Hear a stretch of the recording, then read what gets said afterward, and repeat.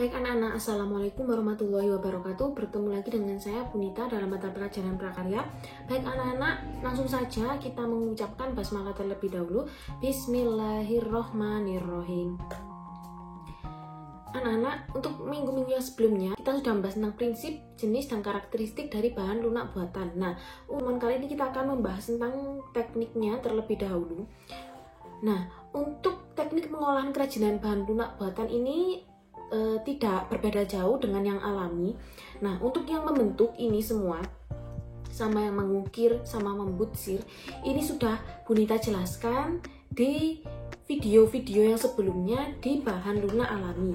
Nah, ini tinggal ketambahan teknik leleh dan menempel. Nah, untuk teknik leleh ini teknik dengan cara melelehkan bahan utamanya. Misalnya contohnya yaitu lilin ataupun sabun itu dilelehkan. Nah, itu merupakan teknik leleh. Kemudian ada juga teknik menempel. Nah, ini menggabungkan antara bahan satu dengan bahan yang lainnya menggunakan lem atau perekat. Jadi seperti itu ya anak-anak. Anak-anak, kita langsung saja ke proses produksi kerajinan bahan lunak buatan. Ya, ini kan yang kemarin ada plastisin, sabun, fiberglass, polimer clay, gips, lilin atau parafin. Baik. Nah, anak-anak, untuk lilin atau parafin biasanya bahan yang diperlukan yaitu adalah yang pertama lilin lebah, kemudian lilin batang, parafin, ini plastisin dan silikon katalis, kemudian ada tali sumbu dan pewarna. Kemudian ini ada cetakan silikon, kemudian baskom, kompor, dan sendok. Nah, ini cara membuatnya yaitu bahan dasarnya yang lilin ini tadi atau parafin itu dipotong kecil-kecil atau diserut halus, kemudian dilelehkan dengan cara ditim menggunakan baskom ini dan kompor. Kemudian pencetakannya itu dalam wadah atau silikon. Nah, ini sudah dipersiapkan, ini ada bentuk kura-kura, kemudian hewan lainnya. Nah, nanti itu bahan dasarnya dimasukkan di situ. Kemudian lanjut ke pendinginan atau pembekuan. Setelah itu kalau sudah jadi seperti ini, tinggal diberi penyempurnaan atau finishing. Kemudian ada gips, bahannya yaitu yang berbentuk bubuk warna putih, kemudian ada plastisin dan cat akrilik.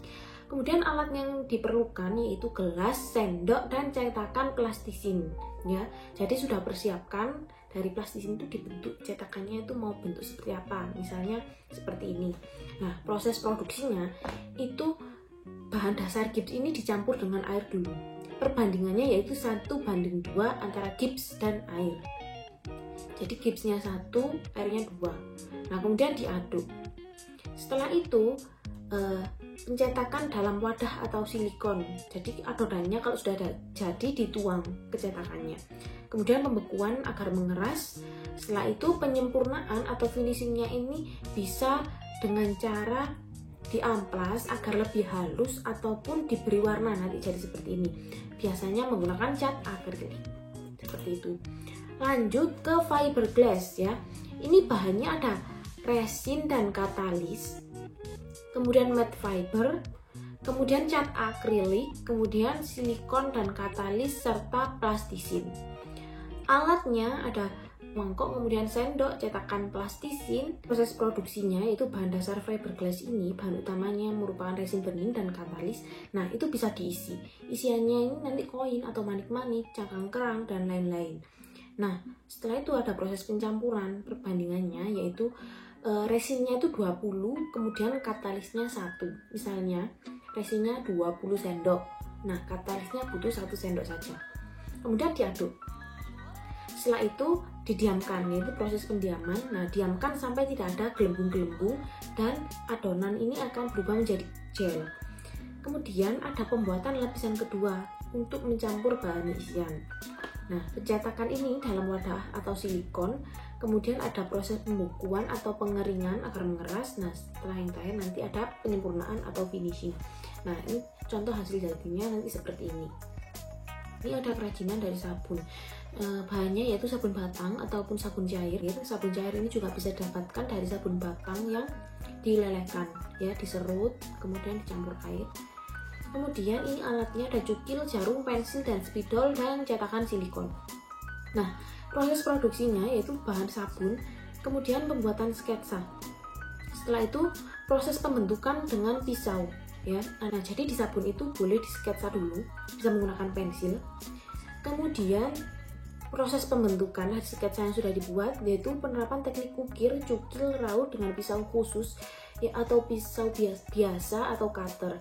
Nah, sisa serutan dapat digunakan untuk membuat kerajinan dalam bentuk lain dengan teknik melt and pour atau teknik leleh dan tuang, atau dibuat jenis clay. Jadi seperti itu ya anak-anak. Setelah itu ada proses penyempurnaan atau finishing. Setelah itu produk kerajinan akan jadi seperti ini. Ya anak-anak. Jadi nanti misalnya mau dicetak, otomatis sabunnya juga harus dilelehkan dulu, kemudian dicetak di sini. Nah, kalau tidak mau menggunakan teknik leleh, itu kalian juga bisa menggunakan teknik ukir. Jadi nanti sabunnya itu tinggal diukir menggunakan pisau cukil seperti ini. Seperti itu ya anak. Lanjut ke polimer clay. Bahan yang dibutuhkan yaitu polimer clay dan aneka hiasan. Kemudian alatnya yaitu cukil, alat cetak dorong, alat cetak tekan, alat cetak potong, dan alat cetak tekan. Kemudian proses produksinya, ini bahan polimer clay yang siap pakai seperti ini. Kemudian kalian pasti sudah memikirkan desain atau ide yang akan dibuat. Kemudian dibentuknya ini tadi dicetak di sini ya anak.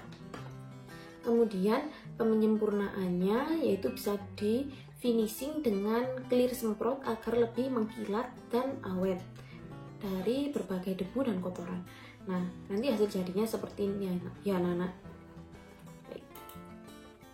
Anak-anak adalah kemasan kerajinan bahan lunak.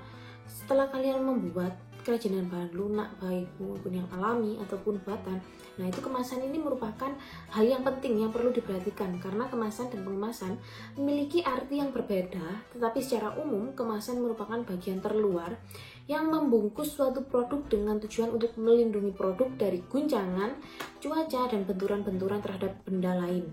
Sedangkan pengemasan merupakan sebuah kegiatan dalam merancang dan memproduksi kemasan atau pembungkus yang digunakan untuk membungkus suatu produk. Nah, kemasan ini juga memiliki fungsi yang beragam ya, ini ada 5, yaitu mewadahi produk selama distribusi dari penjual hingga ke konsumen. Kemudian melindungi produk dari sinar ultraviolet atau panas, kemudian kelembapan udara, oksigen, benturan yang dapat merusak produk.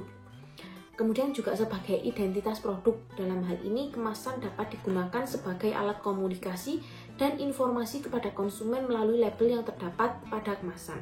Jadi ada kemasan yang di situ menjelaskan info-infonya. Oh, ternyata bahan kerajinan di dalam ini apa? Nah, itu ada informasinya. Kemudian ada labelnya. Kemudian juga ada nama produknya.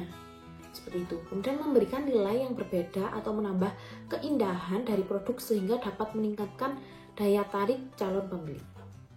Kemudian juga menjadi sarana informasi dan iklan, di mana dalam kemasan bisa menambahkan alamat website, sosial media, dan lain sebagainya. Seperti itu ya anak-anak.